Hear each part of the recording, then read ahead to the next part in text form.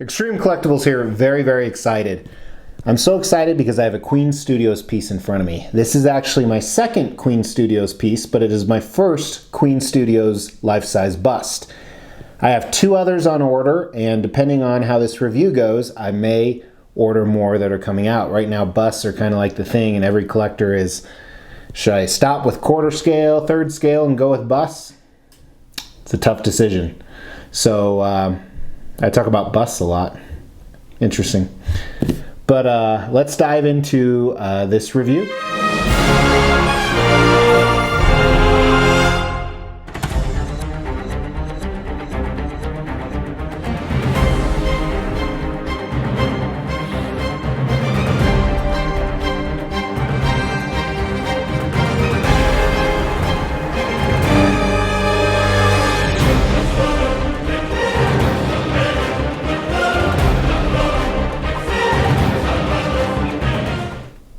Extreme Collectibles here with Queen Studios life-size Iron Spider Spider-Man bust.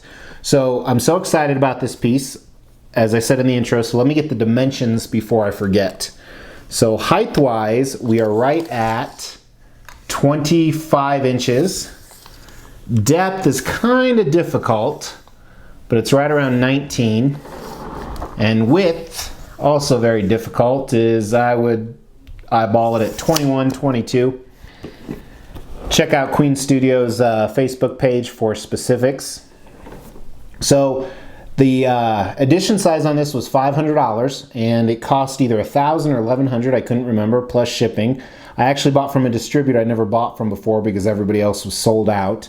And the process was okay. I don't know if I'm going to use them again or not. It wasn't bad, but they made a lot of money with the shipping price, which kind of surprised me. They charged essentially like DHL 3-day shipping, and it was a much cheaper shipping option they actually use, so I'm a little weary about that. It is a heavy piece. It's not, you know, obviously there are some hollow parts, otherwise it would weigh 400 pounds. But got them in. Packaging was very good. I alluded to in the intro, I have another Queen Studios piece. It's the diorama of the Anaconda versus the crocodile. Packaging on that was excellent. Packaging on this was excellent. I don't have it with me, but they include a really cool COA, Certificate of Authenticity. Spider-Man himself and the base are one piece. You do have this removable Avengers Infinity War nameplate. And then all of his eye options, there's a number of switch outs, these actually remove. So here's a close-up right here of what it looks like without the eye actually in. And there is a USB connection with an on and off switch on the back, a light up cord that it comes with, and when it's lit up, when you light it up, it looks like this. So here you see his eyes are lit up, and then a few little lights on his costume. There's either 3 or 4 of them that light up. I couldn't get them all in the picture. Kind of neat. And then the sets of eyes, there's essentially 3 different sets of eyes, and you can interchange them, you can do whatever you want. So here's a number of pictures together. So first here's kind of what I call his squinty eyes. They're the most closed. Then here's his squinty eyes on one side and a kind of a medium eye on the other. And then here are both of his medium eyes. And then here's a medium eye with a eye wide open. And lastly, for you rocket science majors out there, here are both eyes open, if you didn't see that coming.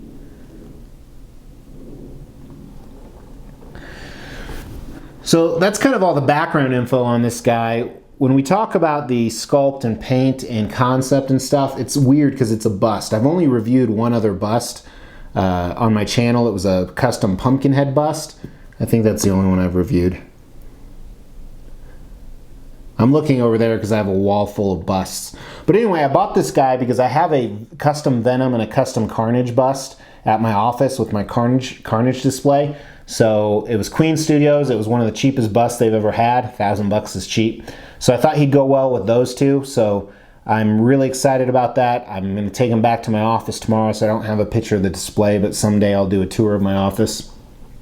And that's the only bus I have in my office. And here at my house, I have horror busts. And some that kind of, you know, fall in the line of horror, not like Jurassic Park and Terminator, Independence Day. And that's actually on my Extreme Theater tour. So if you want to see those, go check out that. Hashtag shameless plug.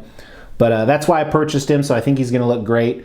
I'm also going to put an MVC Marvel vs. Capcom Spider-Man I'm getting in a few weeks next to him at the office. So it'll be interesting to see how those scale. I'm not a huge bust guy, but man, I'm starting to like them a lot.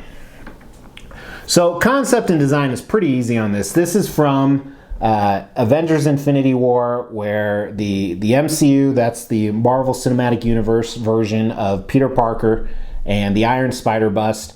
If you haven't seen Infinity War, I don't know why you're watching this, but for the billions that have, I have to think billions have seen it. Of course, there's not billions watching this channel. God, I've seen some YouTube channels out there with like 40 million subscribers, and it is weird shit. My kids were watching one the other day. It was such weird shit. Maybe I should do some really weird shit, like do reviews without pants on. But anyway, Peter Parker is going up on Thanos' ship, and Iron Man deploys the Iron Spider outfit, so there's a lot of electronics similar to Iron Man's nano suit. This isn't nano. I don't know what it is. I don't know the technology behind it.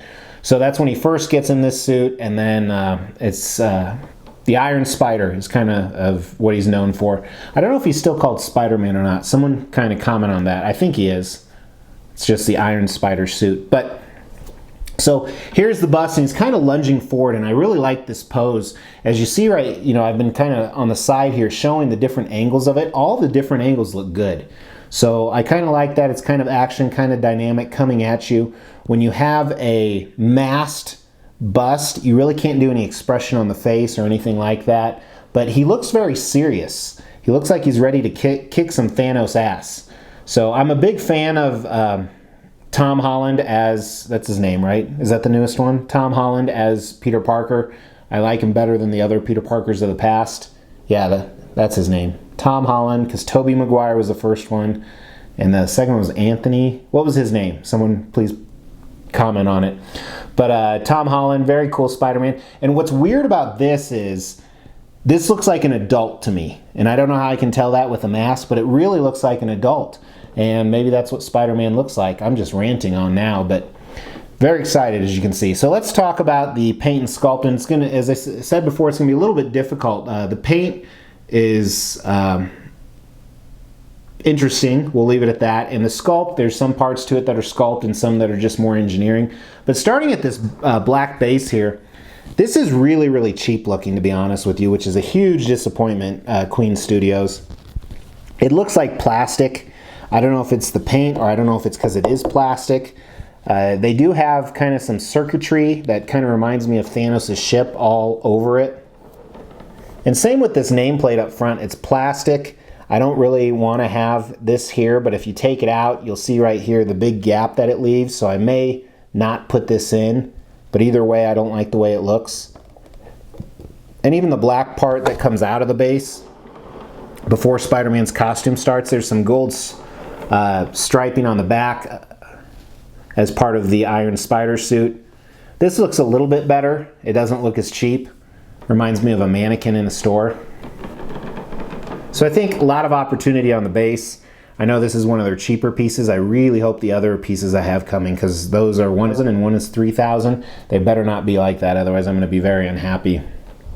A side note on Queen Studios busts.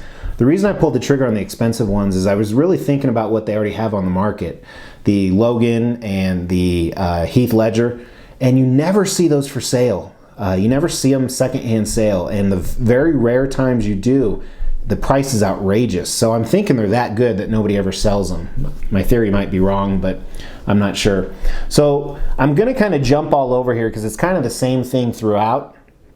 But starting on Spider-Man here, he has these two solid colors. He has the blue and the red, and there's this cool texture, and the texture actually differentiates between different parts of the costume.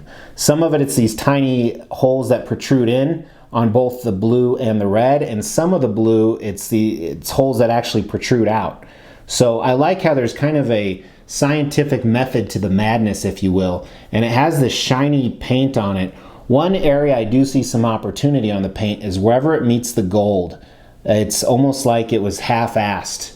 And that's if you're looking at it really close, of course. But I think definitely some opportunity there, especially with Queen Studios having such a big name. There's a few flaws in mine on the back where some of these holes almost looks like maybe it was hit in transit. And this is using a microscope. There's actually quite a few the more I look at it, 3, 4, 5 different flaws. So that's disappointing because the anticipation was so big. And then the gold, I like the gold color they chose. It's not too shiny, it's not too bright. I think if they made it more shiny, it would look gaudy. And then the lines, not the gold lines, but the indentions in the blue suit and the red suit throughout look really cool. It gives it that Spider-Man webbing feel. And lastly, his head looks really cool. You can still see the sculpt of his ears, some cheekbones, the chin, his nose on the front. Some really, really cool aspects to it. The eyes themselves look pretty cheap. I wish they would have permanently put them in there, because maybe that's why they're so cheap. And they're plastic, by the way. So, I mean, they're pure plastic. So that's kind of a disappointment too. And I don't know if, again, I had such high anticipation, and maybe this is their cheap product because it's only $1,000, which, to be honest with you, is a little concerning that $1,000 is cheap for something like that. So, total summary, a lot of cool things. I love the concept. I love the pose.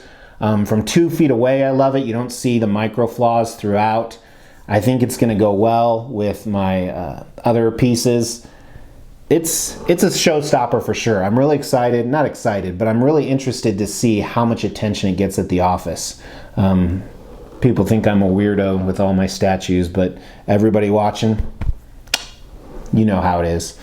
So that's my summary on this guy. Very, very cool piece. I believe I am going to keep it for a while at least. I don't resell stuff too often. Some of these flaws are really jumping out at me right now, but I would assume all pieces are going to be like this. So I don't know. But I really appreciate you guys watching. Let me know if you have any busts coming, what you think of the whole new Infinity Studios and Queen Studios. Both are putting out some awesome teasers of some upcoming pieces. If you plan to get any, if you don't, let me know why, and if it's, you know, an interesting fact, maybe there's something I'm missing I'm not seeing. But as always, I really do appreciate you guys watching. If you did like this guy, give me a thumbs up. If you liked the video, give me a thumbs up, and let me know your thoughts. Thanks so much. Take care.